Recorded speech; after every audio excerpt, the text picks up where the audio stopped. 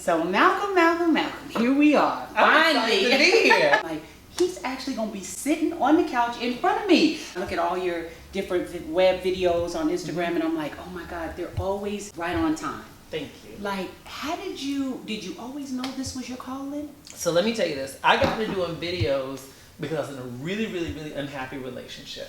Oh. And that relationship, it did two things to me. First of all, I brought him into my life. He was the person who saw my gift. And he said, you know, he was sitting on the sofa one night. He said, sweetheart, you do really good at doing videos. I think you are so inspirational. So that was the gift he gave me. But also it gave me content to use because, you know, when you're going through something like that, you need an outlet. And I would channel my feelings into the video. So a lot of the lessons I was sharing with people on camera was lessons that I was learning myself. Oh my God, and they say that is the best information is because it's coming from the heart and it's coming from experiences and what the person is actually feeling and going through. Because I can feel it, like I see it through the screen, especially when you say, this is what you need to do. And why are you afraid to come into your own light and why are you holding back? And it's questions that everybody wants to ask themselves, but you actually are putting it into words. Yeah, I think you're living below your full potential. You know, the reality is that we were not made to live with just enough. I don't believe in that. I believe in abundance. And I think that if you know that you are capable of doing more and you're not doing it, then you're living below your full potential. But I think that the thing that keeps most people from going after more is honestly fear. People mask fear in a whole lot of ways. They say, I'm too busy. I'm too busy to try something. I'm too busy right now.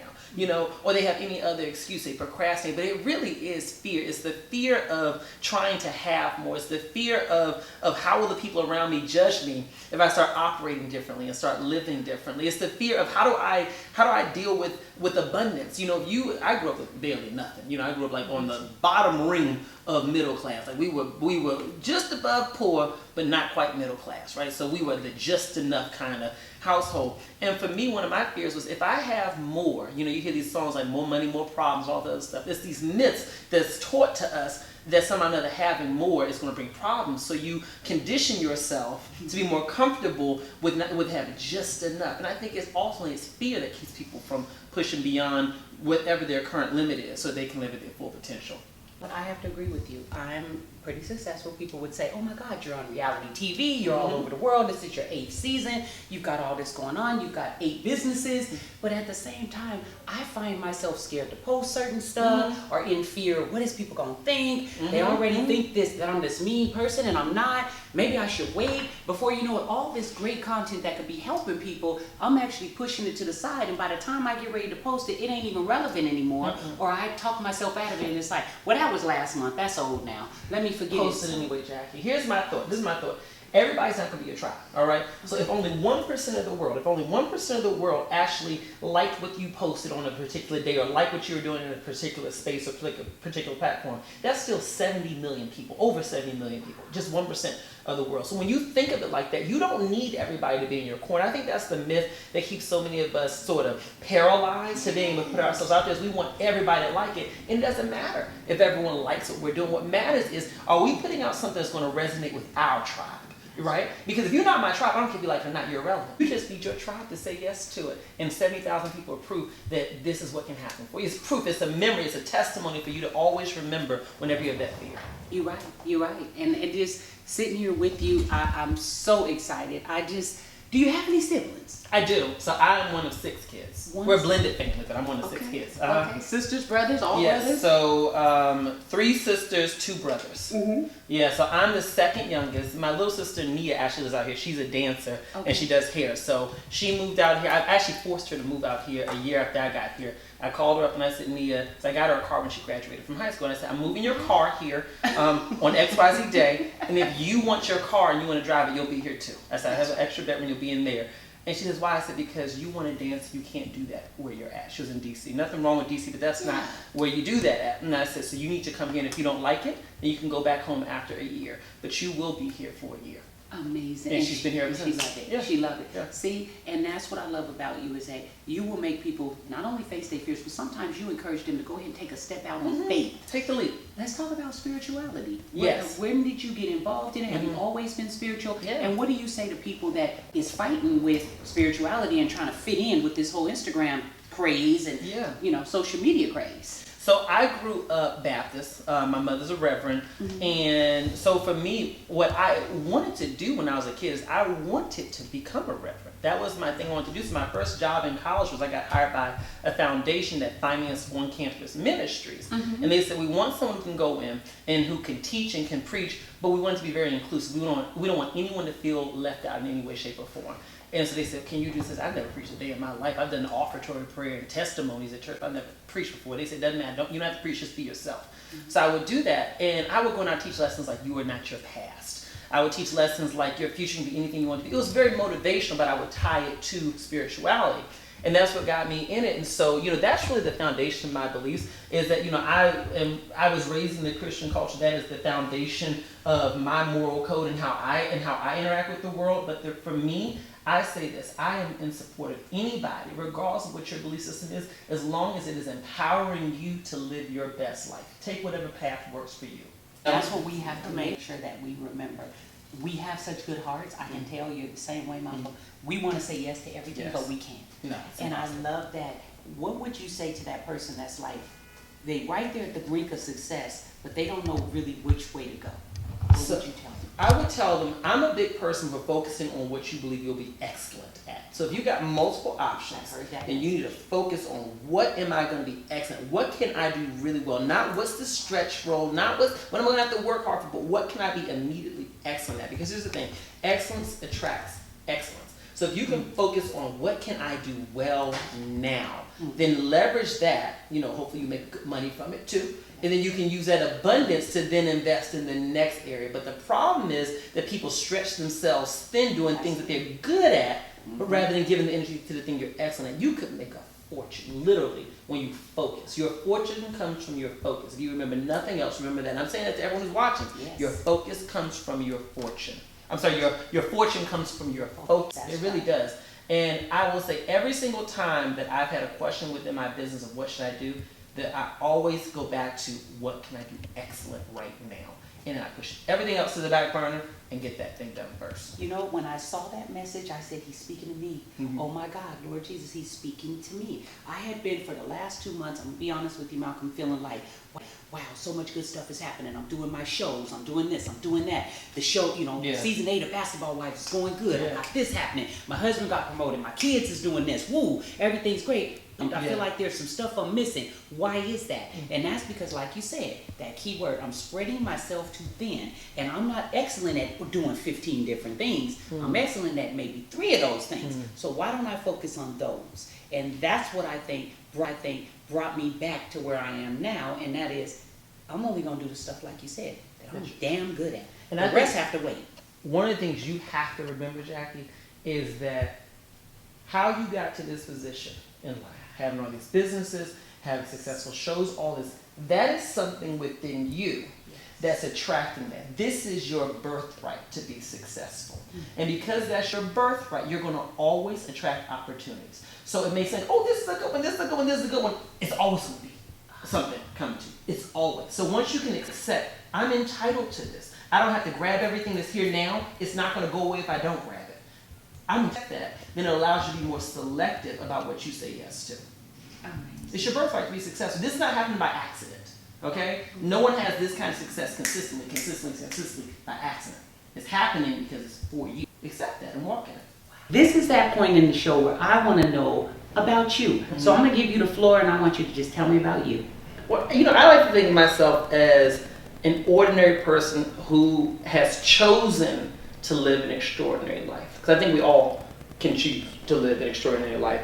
I'm from Dallas originally. Spent half my childhood there, the other half outside the DC metro area. And for me, I faced a lot of challenges that I think anybody else faces in their life. A lot of people face these challenges. I dealt with, parents who, struggled in their relationship at times. I dealt with bullying. I dealt with a lot of challenges as a child. I think for me, the difference was just that I made a choice at a certain point in my childhood that said, I want to live a life where I can help other people. I remember I was probably about 15 when I made that choice. I said, I want to help other people. I didn't know what that would look like, but I knew I wanted to help other people.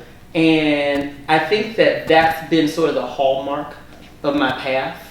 has really been that I have just chosen to be intentional about in everything I do about how can I use my platform to help people and how can I do it in the most authentic way possible. You know, going on camera and trying to present myself as perfect, that doesn't work. You know, it's crazy because the first time I reached a ton of people, I had a video that went out that reached about 50 million people, right? It was me talking about almost going bankrupt in my 20s, you know? So I started this business, and I was a textbook case of someone who made a lot of money, didn't know one thing about managing money. You know, so people say, how can you make all this money and not want to go bankrupt? Well, that happens very commonly, you know? And I did a video about it. I put it right out there. And then that brought a lot of energy to me, you know. When I did Oprah, talking about myself, you know, in terms of things that I've been through, I've always been very transparent. And for me, I think that if I give anybody any advice, it really is that embrace your story.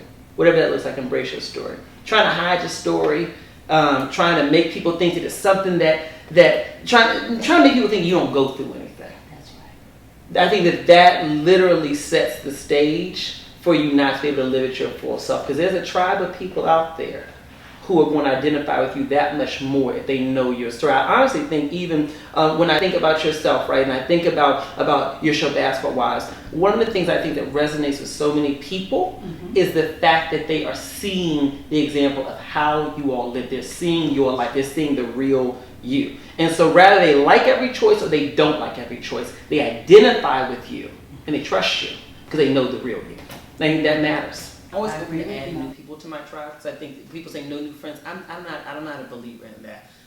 But to me, my tribe, the characteristic of those folks is people who want to be their best self in the world. Right. Whatever that may mean, they want to be their best self. They support me being my best self. And no matter how big or how crazy the dream is that I tell them, they're going to be in support of it. I don't need any devil's advocates to question me or create doubt within my mind. I need you to support me in my good decisions and the ones that may not be so great. I need your support. That's my tribe. I love it, and I agree with you 100%. What's your Because tribe? nobody, you know what? Nobody wants a yes man. My tribe would have to just definitely be my husband, my children, God.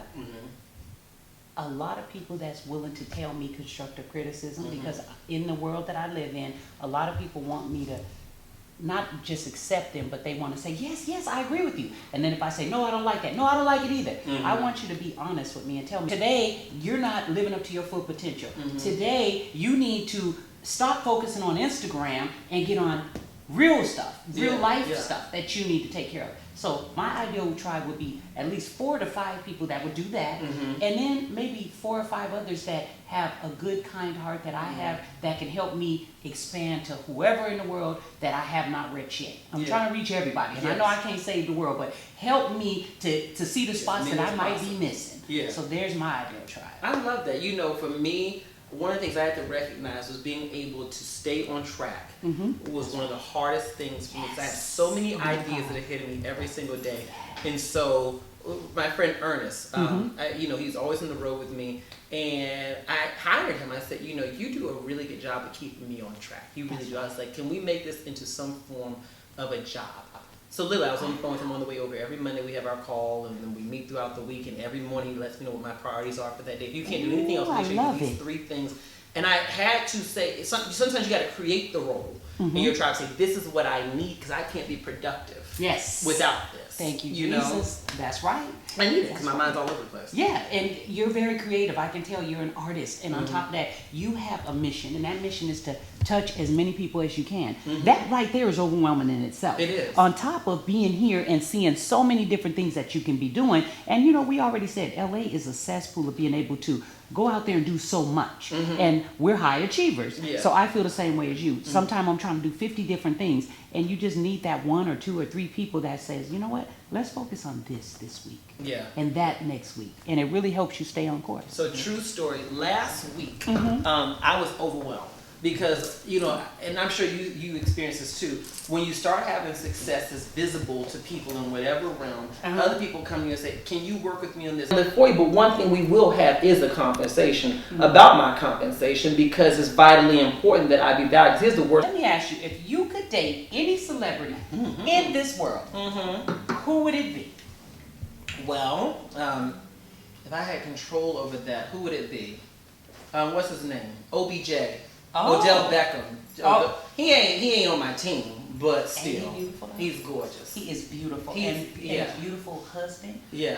father. Yeah. All the right characteristics that I Yes. think that you would be looking for. Yeah, That I would would be love amazing. that. My king has got to be an excellent father, Okay. a good moral foundation. You know, The make good moral compass choices, has to be. and being gorgeous. That's her. Oh yeah. And, you know, and a dollar in the bank. Right. I mean, a dollar makes me holler. So Yeah. I love that. Or at least be able to bring something to the Bring table. something to the table. But here's the thing why I say this. We were talking about this earlier, and I was saying that for me, how much money someone has is not a factor to me, because That's right. when I became an entrepreneur, so my main business is a financial services business. We have Oh, over wow. 1,356 team members. We sell insurance, right? Oh, We're based right in Century City.